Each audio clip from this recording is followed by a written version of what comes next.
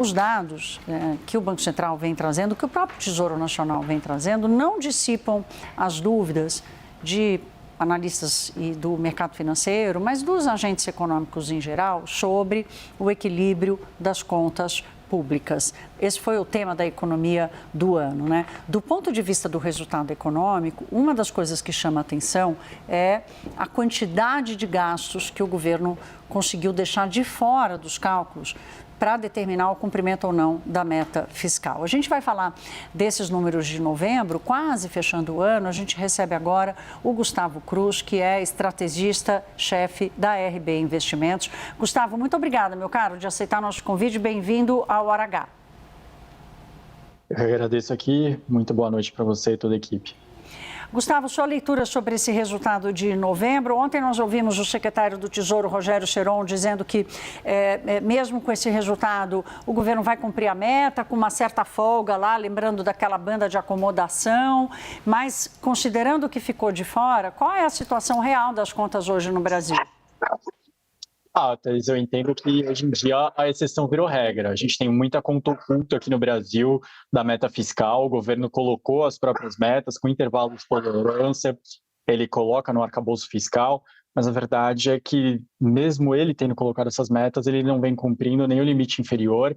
Já chegam a mais de 170 bilhões de reais em gastos que ficam sendo considerados fora do teto da meta. Então, diante disso, você tem uma piora perceptível para os agentes do mercado financeiro, para as agências de rating que dão nota para o Brasil, e com elas você tem uma sensação de que o Brasil vem piorando. E de fato vem, porque a gente vai chegar a mais de 80%, com projeções de 80% de endividamento sobre PIB, com diversos elementos que jogaram para essa direção. Então, realmente, você tem uma sensação de que a situação fiscal do Brasil vem sendo fragilizada. O governo diz que não, que é uma discussão do mercado financeiro, que não é bem assim, mas na prática os números eles não mentem.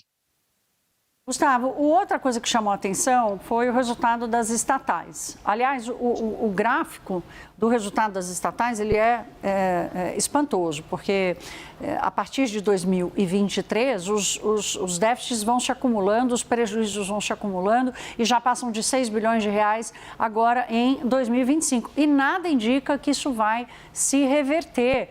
Qual é o tamanho do estrago que a gente espera para essa gestão e como revertê-la? Bom, como revertê-la, a gente pode olhar um pouco atrás, porque nas gestões Temer e na seguinte do ex-presidente Bolsonaro, a gente também viu que dava para lidar com as estatais de forma mais sustentável fiscalmente. Isso aconteceu, isso é provado que dá para funcionar.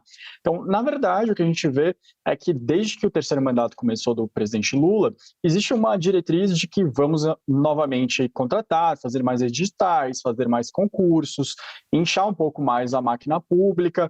Isso é visto, como foi dito por alguns dos seus ministros, como uma forma de gerar crescimento, de gerar vagas formais de trabalho, mas, de qualquer forma, isso tem que fechar as contas também, porque pode não vir, pode gerar essa vaga, mas o contribuinte paga via impostos se a estatal não está fechando. Então, a gente tem exemplos muito ruins de estatais que não estão fechando as contas. Do caso específico dos Correios, a gente teve ontem a entrevista coletiva do presidente dos Correios, que assumiu há poucos meses, apresenta um plano de reestruturação que, do ponto de vista, por exemplo, da gestão de grandes corporações, parece até fazer sentido.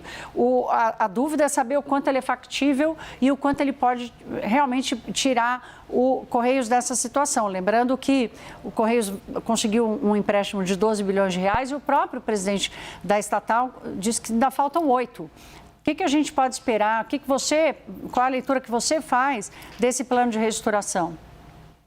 Um plano na primeira direção correta, mas ainda, como o próprio presidente falou, insuficiente. A gente vai ter que ver os Correios apertando bastante o cinto nos próximos anos. A gente vê o Correio já com problema em plano de saúde, hospitais descredenciando os planos de saúde dos funcionários do Correio.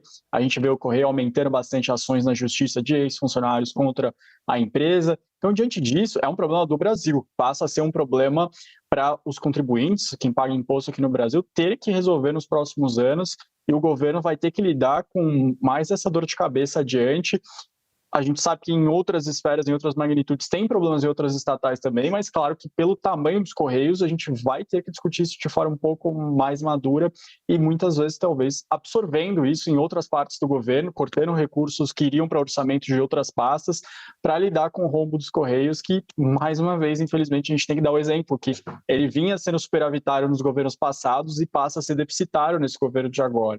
E realmente, o governo ele não gera dinheiro. Quem gera dinheiro para o governo são os pagadores de impostos. Então, isso vai virar mais imposto ou menos recursos para algum orçamento de saúde, educação, e seja. Gustavo, só para a gente terminar, há uma expectativa de que a dívida pública continue crescendo no ano que vem, mas isso não parece mais afetar, por exemplo, o mercado financeiro? Não há mais um estresse do mercado? A gente vai ver daqui a pouco os números, bolsa subindo, dólar caindo, enfim, já como uma situação dada. Isso está na conta já, assim, algum espaço para que o Brasil continue errando na política fiscal?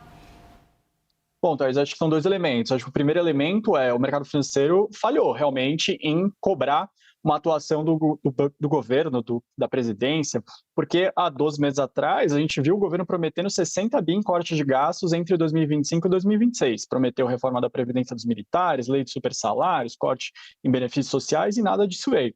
Um segundo ponto é que o mercado financeiro já posterga, já entende que existe um problema que não vai ser resolvido em ano eleitoral e coloca suas apostas entre continuação do governo com uma forma de lidar com esse problema de forma mais madura, ou com uma troca de governo com alguém sendo eleito já se comprometendo a fazer o ajuste. Mas, de qualquer forma, acho que falhou sim, acho que tem erros no mercado financeiro, e o problema ele não ficou de lado. Tanto que a gente vê que as taxas de juros hoje do Brasil, seja na taxa básica de juros em 15% sendo postergada por esse patamar, seja na curva de juros negociando a prazos mais longos em taxas bem elevadas, mostram que, na prática, o dia a dia do brasileiro é afetado por um fiscal mais frágil.